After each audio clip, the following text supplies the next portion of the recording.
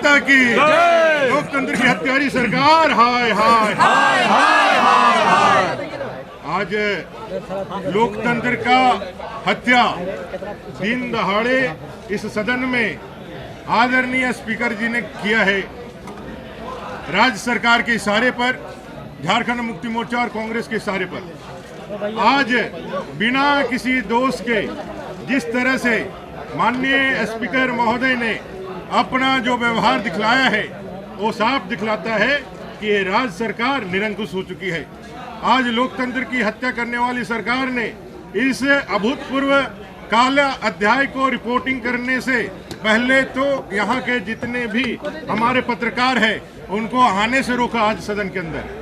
वहीं दूसरी ओर उन्होंने बड़े ही अमर्यादित तरीके से, बड़े ही तेज में हमारे तमाम विपक्ष के साथियों को सीधे सुदीप सोनू जी के कहने पर, सरकार के कहने पर सस्पेंड कर दिया। उनका व्यवहार ऐसा था कि भाई कोई सिपाह सलार अगर मैदान में गया है और उनके आका ने कहा है और आका के कहने पर यदि उसने काम नहीं कर पाया तो जो झुंझलाहट दिखती है एक सिपाह सलार की, वैसे ही उनकी झुंझलाहट देख रही थी। और उन्होंने संविधान की मर्यादाओं को भंग करते हुए एक साथ पूरे देश के इतिहास में किसी विधानसभा के अंदर पूरे विपक्ष को सस्पेंड करने का, लोकतंत्र की हत्या करने का इससे दूसरा उदाहरण नहीं मिल सकता है।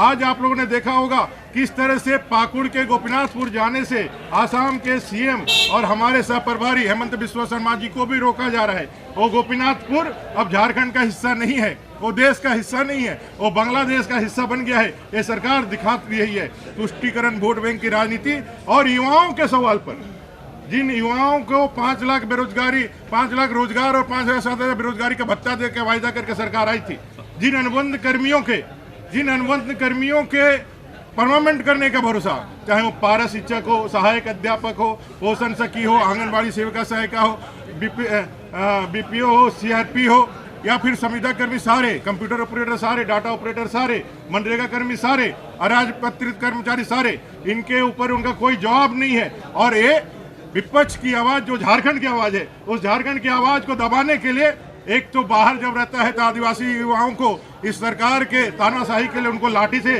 गोलियों से दबाया जाता है, और सदन के अंदर विधायकों को, चुने हुए विधायकों की आवाज को दबाने के लिए अपना विशेषाधिकार का नंगा नाच करते हुए स्पीकर ने जो काम किया है, संविधान के द्वारा यह दिया गया ताकत जो हमसे छीना है, लोकतंत्र के इतिहास में, संविधान के इतिहास में यह एक काला अध्याय है। इमरजेंसी लगाने वाली कांग्रेस आज फिर से कांग्रेस जेएमएम ने मिलकर के एक काला अध्याय लिखा है जिसको जनता कभी नहीं माफ करेगी। कौन सा नियम है? कौन सा नियम है? उन्होंने पूछा कि हम लोग से किस तरह से कल हमारे विधायकों को, हम सबको बिजली काट दिया गया, एसी काट दिया गया, हमें निषेध कर दिया गया शौचालय जाने से, हमें बाहर निकलने से रोक दिया गया, किस तरह से हमको उठा करके बेल में, यहाँ बेल से बाहर निकाल के लॉबी में रखा गया, लॉबी में भी रुके, 2 बजे रात को उठा करके यहाँ बाहर फेंक दिया गया। किस लिए भैया?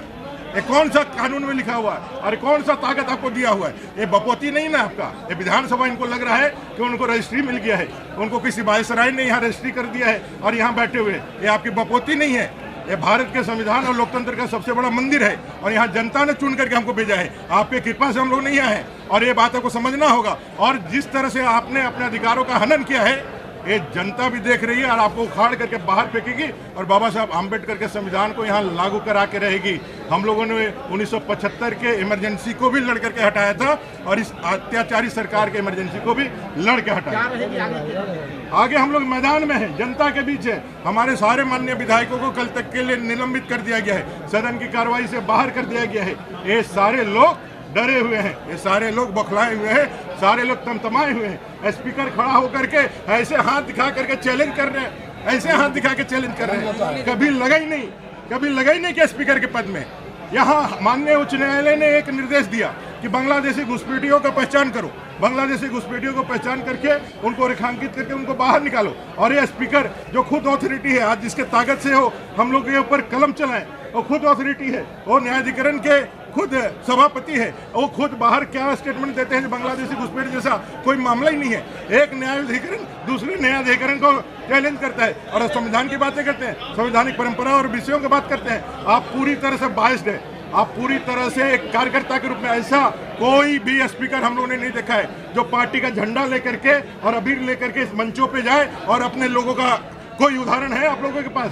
हम लोग विधानसभा कितने स्पीकर रहे, चाहे सीपी सिंह जी रहे, राम नंदारी जी रहे हो या दिनेश उरांव जी रहे हो, किसी स्पीकर ने ऐसा व्यवहार किया है क्या?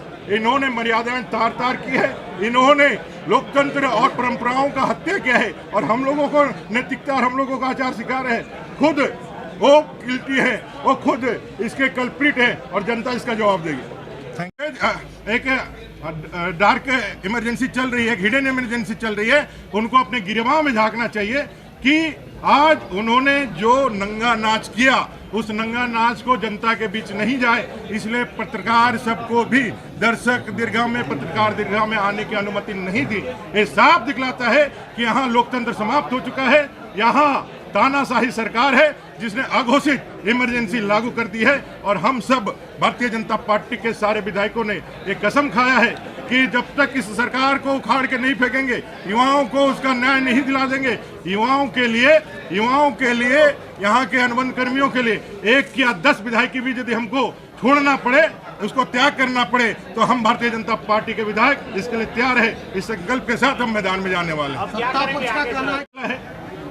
उनकी मर्यादा, जो स्पीकर महोदय बड़े बड़े बातें कर रहे हैं, उनके मर्यादा वीडियो हमारे पास है, आप निकाल करके देख लीजिए 2014 से 2019 और विधायक के रूप में उनका आचरण देख लीजिए।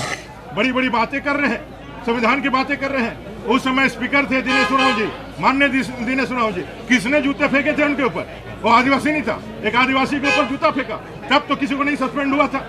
हम लोगों ने तो कुछ किया क्या? जूता फेंका क्या? गाली गलौज किया क्या? हमने कहीं स्प्रे मारा क्या? हम तो सिर्फ और सिर्फ बैठ करके इस सरकार का ध्यान उस ओर आकृष्ट करना चाहते थे जिन वायदों को करके ये सरकार सत्ता में आई थी, लेकिन इन्होंने सबको ठगा है, इनकी झूठ पकड़ी गई है, इनका नकाब उतर गया है, इसलिए अपनी तानाशाही को यहाँ स्टेब्लिश करना चाहते हैं। लेकिन इनकी उम्र अब 2 महीने से ज्यादा नहीं है, नई सरकार आएगी और इस पाखंडी झूठी सरकार को उखाड़ के बाहर। बावरी जी, उनका कहना